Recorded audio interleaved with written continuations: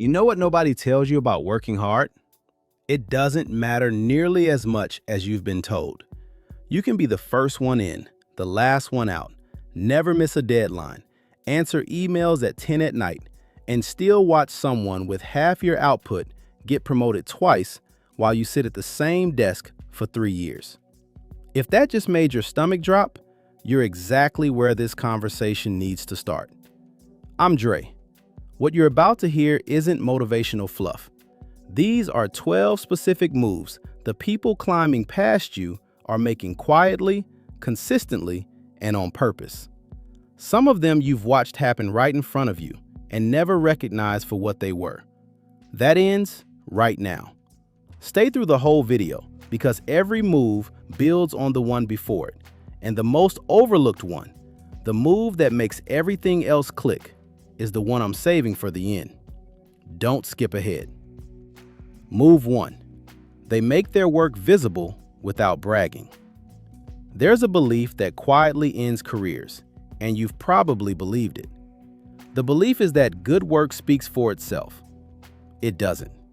Not in a 30-person company. Definitely not in a 300-person one. Your manager is juggling their own deliverables, sitting in meetings you've never heard of, trying to hit targets that have nothing to do with logging your output. Nobody is keeping a real-time tally on you. A study in the Journal of Applied Psychology found that employees who proactively communicated progress to their supervisors were rated 23% higher than employees producing identical work in silence. Same output, 23% gap, and the only variable was whether anyone knew. The people moving up give brief, well-timed updates. Not daily, not desperate, strategic. 30 seconds that attach your name to a win in your manager's mental file. Those notes accumulate, and accumulated notes are what promotion decisions are built on. Visibility isn't arrogance. Invisibility isn't humility. It's a career decision most people make without realizing they made it. Move 2.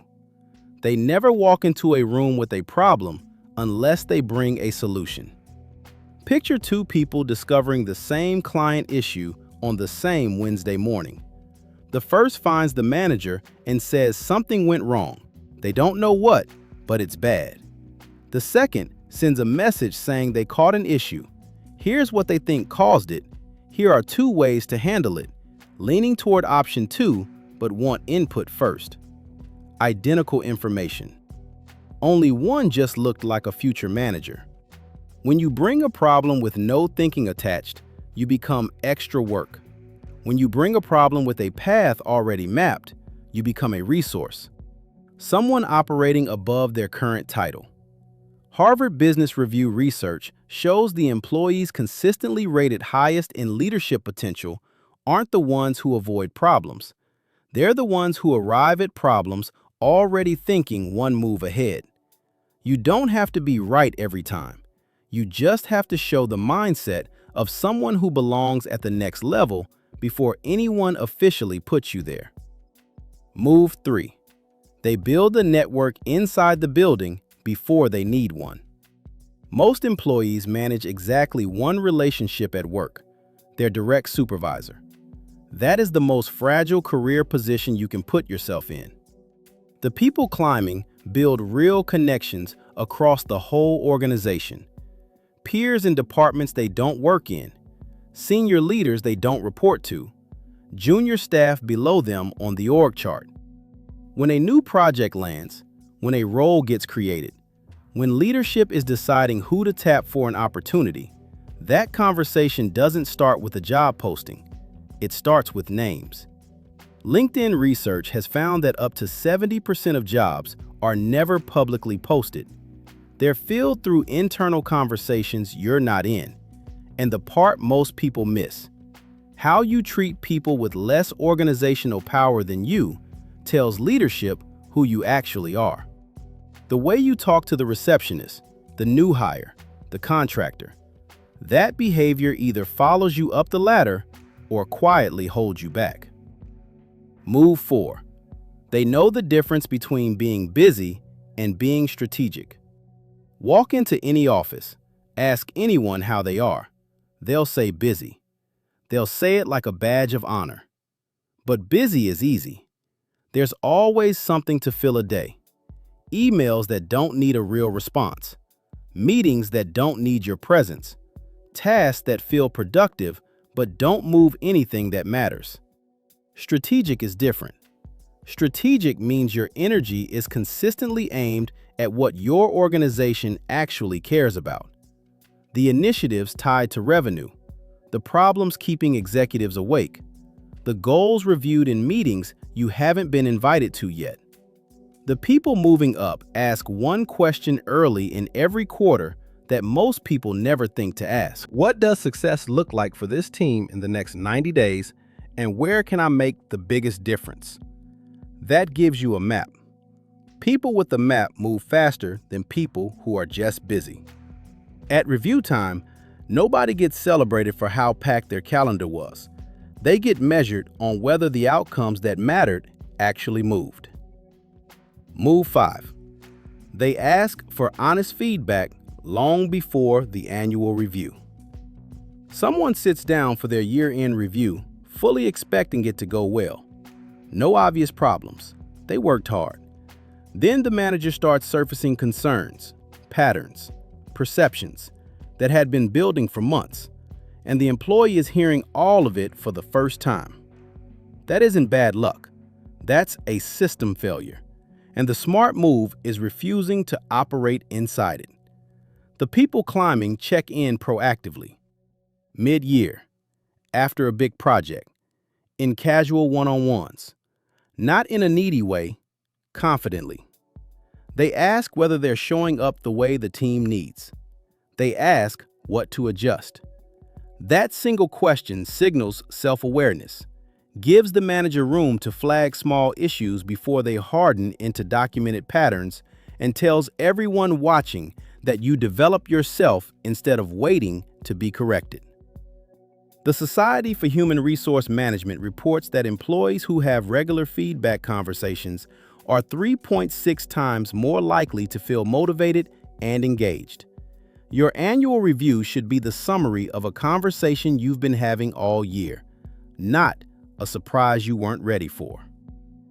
Move 6. They carry themselves like the role above them before anyone offers it. You've seen this person. There's one in every office who just seems like they belong at the next level. The way they handle pressure, the way they speak up in meetings, the way they frame challenges in terms of the business and not just their slice of it. When a leadership role opens, nobody is surprised their name comes up. That isn't coincidence. That's strategy. Research from the Kellogg School of Management shows that one of the strongest predictors of promotion is whether your manager already perceives you as operating at the next level. Promotions tend to confirm an identity, not create one. The people climbing study the people one rung above them. How do they communicate? What questions do they ask? How do they respond when something goes wrong? Then they authentically model those behaviors. This isn't performance, it's preparation. When the decision about your promotion is being made, the answer feels obvious because you've been giving them obvious evidence for months. Move 7. They document everything.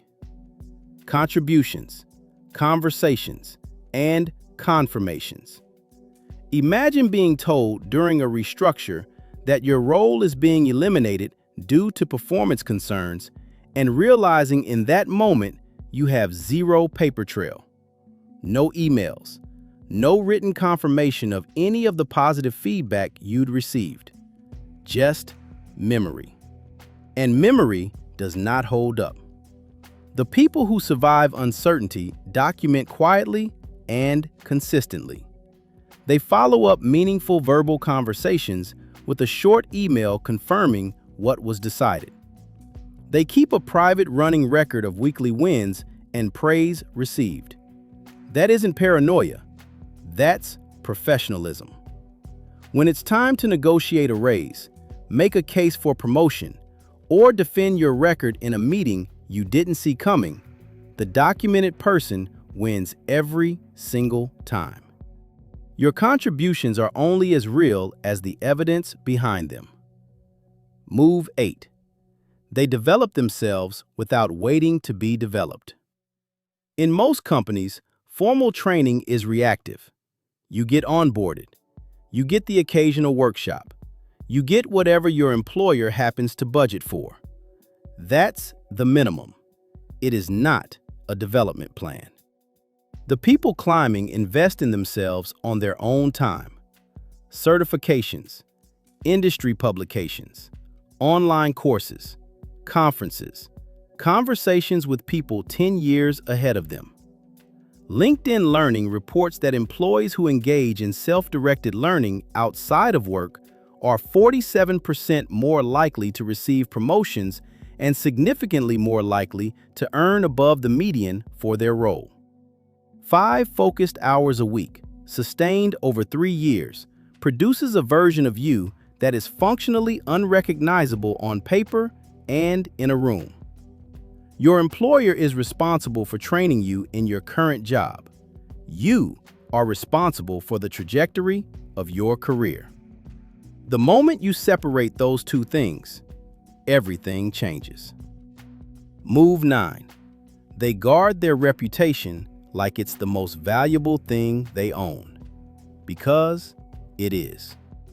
Your reputation isn't just how people feel about you. It's the architecture every future opportunity flows through.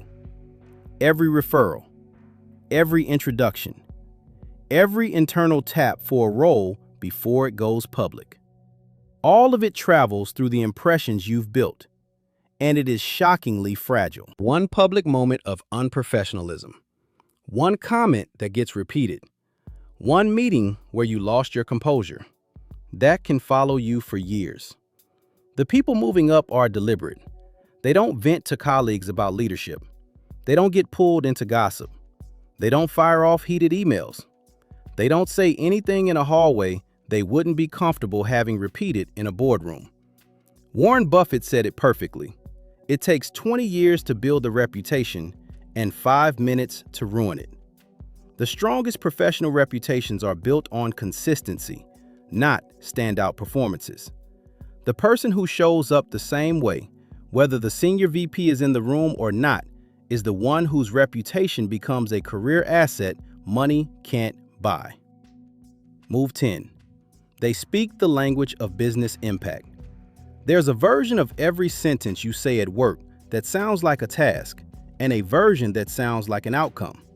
The people climbing always choose the second. Saying you handled customer complaints this month sounds like a job description. Saying you resolved 14 escalations and reduced churn in that segment by roughly 18% sounds like a business driver. Same work, completely different perception. When you frame your contributions in terms of revenue, cost, efficiency, growth, or risk, you start speaking the language leadership actually thinks in. You stop sounding like someone doing a job and start sounding like someone who understands the business. And people who understand the business get pulled into conversations most employees never enter. Start by asking what your work actually affects at the business level. Then frame it that way every time. Move 11. They find a mentor inside the organization and treat that relationship like it's irreplaceable. The average employee does not have a mentor inside their company, not a real one. They might have a manager who gives occasional feedback, but that's a reporting relationship, not mentorship. The people climbing identify someone 2 or 3 levels above them with a career worth studying and invest in building a real connection. They come with specific questions. They apply what they're told. They follow up so the mentor sees the guidance is landing. That mentor becomes something no job posting can replicate. They advocate for you in rooms you don't have access to. They flag your name when opportunities surface.